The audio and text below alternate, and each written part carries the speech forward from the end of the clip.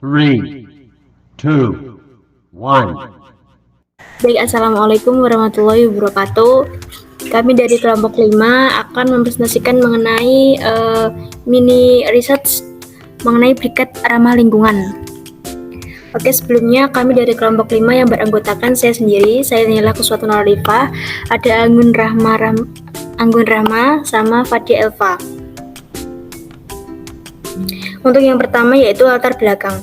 Indonesia merupakan negara yang sangat kaya akan hasil produk alamnya, sehingga menjadi salah satu negara sebagai sumber penghasil bahan bakar yang cukup baik. Tetapi kebutuhan energi saat ini terus meningkat seiring dengan peningkatan kebutuhan masyarakat, khususnya pada kebutuhan bahan bakar. Nah, setiap tahunnya kebutuhan energi ini akan semakin meningkat seiring dengan meningkatnya aktivitas penggunaan bahan bakar, terutama bahan bakar minyak yang diperoleh dari alam. Nah, salah satu sumber energi alternatif tersebut adalah briket. Briket merupakan suatu bahan bakar alternatif yang dapat mengurangi pemakaian bahan bakar minyak yang terbuat dari bahan organik berupa limbah kayu, limbah pertanian, limbah hutan, limbah perkebunan, dan rumah tangga. Nah, pembuatan briket ini harus didasarkan pada bahan bakunya yang mudah diperoleh dan diperbarui, sehingga digunakan limbah perkebunan diantaranya tonggol jagung, tempurung kelapa, dan serbuk kayu yang sampai saat ini pemanfaatannya belum banyak sehingga digunakan sebagai bahan dasar dalam pembuatan briket tonggol jagung dan briket tempurung kelapa dan briket serbuk kayu sebagai bahan bakar alternatif yang ramah lingkungan. Nah, masing-masing bahan ini memiliki sifat tertentu untuk dimanfaatkan sebagai briket. Namun yang paling penting adalah bahan tersebut harus memiliki sifat termal yang tinggi dan emisi karbon dioksidanya yang dihasilkan rendah sehingga tidak berdampak pada pemanasan global. Di antaranya bahan yang memiliki sifat tersebut yaitu tempurung kelapa yang memiliki sifat difusi termal yang baik dan dapat menghasilkan kalor sekitar 6.500 sampai 7.600 kalor.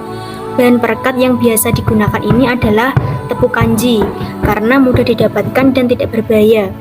Hasilnya menunjukkan bahwa briket yang dibuat dengan perekat tepung kanji atau tepung tapioka, baik yang digunakan pelarut air maupun asap cair, memenuhi syarat mutu SNI untuk kadar airnya, abu, dan energinya.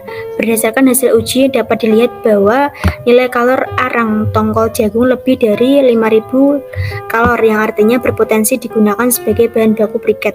Serbuk gergaji kayu sebenarnya memiliki sifat yang sama dengan kayu, hanya saja wujudnya yang berbeda. Kayu adalah sesuatu bahan yang diperoleh dari pemotongan pohon-pohon di hutan yang merupakan bagian dari pohon tersebut dan dilakukan pengemungutan. Setelah diperhitungkan bagian-bagian mana yang lebih banyak dapat dimanfaatkan untuk sesuatu tujuan penggunaannya.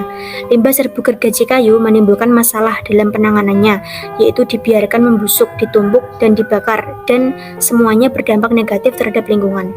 Oleh karena itu, penanggulangannya perlu dipikirkan.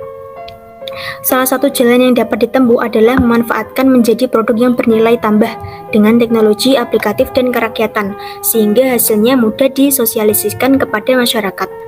Limbah serbuk gergaji ini adalah limbah yang diperoleh dari hasil pengolahan kayu berupa serbuk gergaji yang tidak dimanfaatkan lagi dan menjadi limbah buangan. Limbah buangan tersebut akan menjadi sumber masalah bagi lingkungan.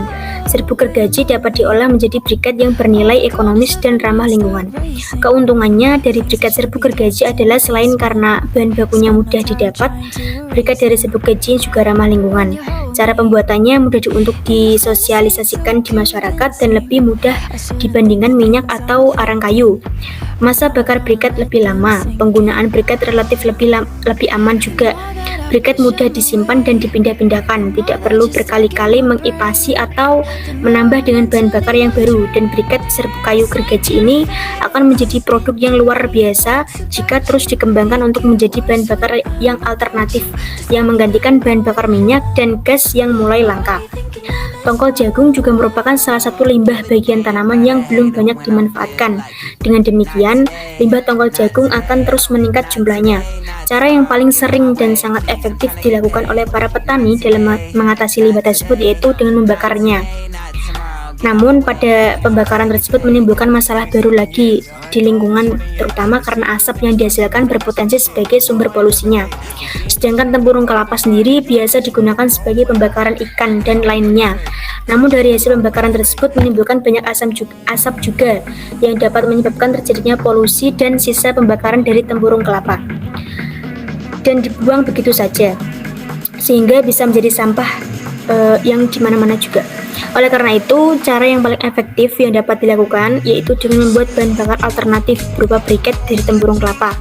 Tongkol jagung juga memiliki kandungan serat kasar yang cukup tinggi, yakni sekitar 33%. Kandungan selulosanya juga sekitar 44% dan kandungan ligninnya sekitar 33,3%, sehingga memungkinkan tongkol jagung ini juga dapat dijadikan briket arang sebagai bahan bakar alternatif. Tempurung kelapa juga termasuk golongan kayu yang keras yang secara kimiawinya memiliki komposisi hampir serupa dengan kayu, yaitu tersusun dari lignin, selulosa, dan hemiselulosa dengan komposisi yang berbeda juga, di mana pada kandungan selulosanya terdapat 33,61%, hemiselulosanya sekitar 19,27%, dan ligninnya sekitar 36,50%, menurut Elizabeth 2019. Nah, pada umumnya nilai kalori yang terkandung dalam tempurung kelapa berkisar antara 18.200 kalor hingga 19.338,5 kilokalor. Briket bioarang mempunyai beberapa kelebihan dibandingkan arang biasa atau konvensional, antara lainnya yang pertama, panas yang dihasilkan oleh briket bioarang relatif lebih tinggi dibandingkan dengan kayu biasa yang nilai kalorinya dapat mencapai 5.000 kalori. Yang kedua, briket bioarang bila dibakar tidak menimbulkan asap maupun bau, sehingga bagi masyarakat ekonomi yang lemah yang tinggal di kota-kota yang dengan ventilasi perumahannya kurang mencukupi, sangat praktis menggunakan briket bioarang. Yang ketiga, briket bioarang juga terbakar menjadi bara, tidak perlu dilakukan pengipasan atau diberi udara kembali. Yang keempat, teknologi pembuatan briket bioarang sederhana dan tidak memerlukan bahan kimia lain kecuali yang terdapat dalam bahan briket itu sendiri.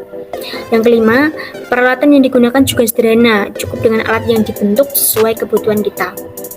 Nah, peralatan yang digunakan juga sederhana, cukup dengan alat yang dibentuk sesuai kebutuhan kita.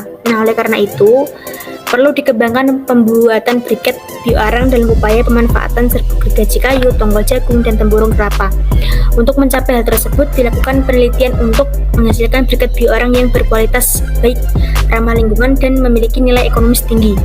Dengan pemanfaatan serbuk gergaji kayu, tongkol jagung, dan tempurung kelapa menjadi briket bioarang, maka diharapkan dapat mengurangi pencemaran lingkungan, memberikan alternatif sumber bahan bakar yang dapat diperbarui dan bermanfaat untuk masyarakat. Next, selanjutnya akan dibacakan oleh teman saya. Selanjutnya ada alat dan bahan yang digunakan untuk membuat briket bioarang.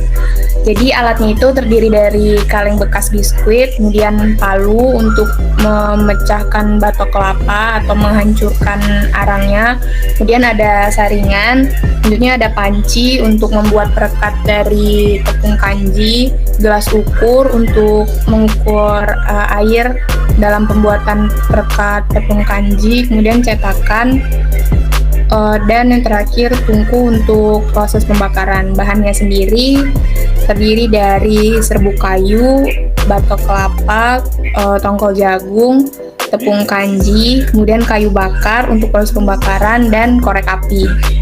Next.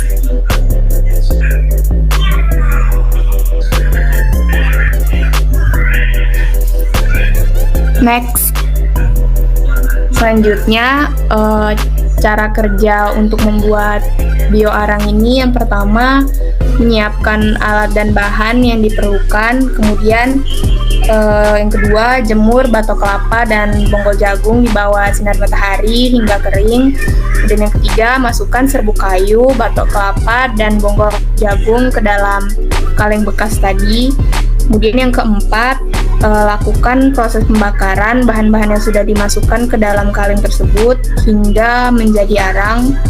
Selanjutnya, keluarkan arang hasil dari pembakaran, kemudian haluskan.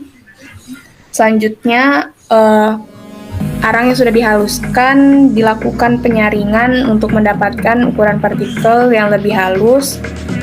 Untuk selanjutnya yaitu membuat perekat dari tepung kanji dengan cara mencampur tepung kanji dan air, kemudian dimasak di atas api hingga mengental dan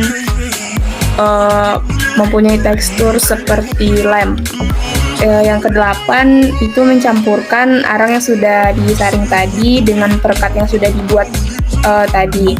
Kemudian yang kesembilan ialah mencetak arang yang sudah dicampur dengan perekat dengan tutup botol bekas. Alasannya karena jika menggunakan tutup botol bekas, proses penjemuran bioarangnya tidak akan terlalu lama. Kemudian yang terakhir, penjemuran selama 3-5 hari tergantung cuaca, dan setelah itu melakukan uji nyala terhadap bioarang yang sudah jadi. Untuk selanjutnya, rincian biaya. Nah, biaya yang dikeluarkan untuk membuat briket bioarang ini Rp0 karena bahan yang kami gunakan merupakan limbah organik yang gampang dicari seperti serbuk kayu yang diambil dari pengrajin kayu, kemudian batok kelapa dari penjual kelapa parut, dan bonggol jagung dari penjual gorengan. Kemudian tepung kanji untuk perekat dan kayu untuk bahan bakar juga sudah tersedia di rumah. Kemudian alat-alat yang kami gunakan juga merupakan alat-alat yang dapat dengan mudah didapat di rumah dan sekitar rumah, seperti kaleng biskuit, cetakan, palu, tutup botol, dan lain-lain. Kemudian ada beberapa alasan keterlambatan proyek kami. Yang pertama, karena terkendala alat dan bahan. Nah, meskipun alat dan bahan yang kami gunakan mudah didapatkan di rumah dan sekitar rumah, tetapi bahan-bahan yang digunakan perlu waktu untuk diolah, seperti bonggol jagung dan batok kelapa yang perlu untuk dijemur sebelum dihancurkan. Kemudian faktor cuaca. Seperti yang tadi saya jelaskan, kalau bonggol jagung dan batok kelapa perlu untuk dikeringkan terlebih dahulu, maka faktor cuaca menjadi kendala yang harus dihadapi karena dalam proses pembuatan bioarang juga perlu adanya proses pengeringan oleh sinar matahari. Kemudian karena cuaca saat ini sedang tidak memungkinkan karena sering mendung dan hujan, maka waktu untuk pengeringan menjadi sedikit lebih lama. Kemudian yang ketiga, sulit berkoordinasi. Nah, semua anggota kelompok kami tidak memungkinkan untuk berada di tempat yang sama, sehingga agak sulit untuk melakukan komunikasi dan berkoordinasi dengan baik. Apalagi kami tidak memiliki ketua tim.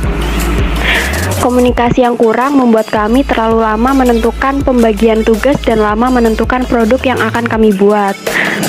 Next. Nah, sekian penjelasan dari kami. Kurang lebihnya mohon maaf. Wassalamualaikum warahmatullahi wabarakatuh.